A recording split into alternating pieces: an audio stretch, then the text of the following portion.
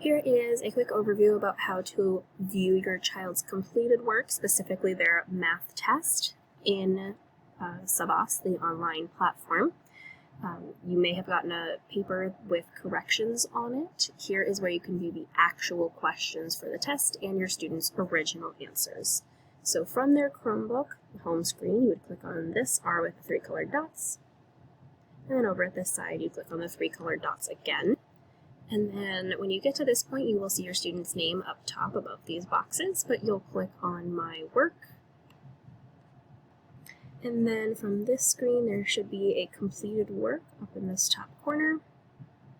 You click on completed work, you'll be able to see the assignments that they have previously done. So if you click on this review work button, it will show you your child's original score prior to corrections. And you will also, if you scroll down, you'll be able to see their each question as you go.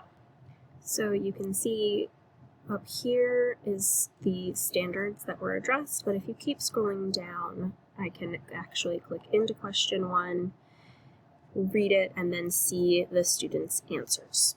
Okay, so if you have any other questions about the test, please let me know.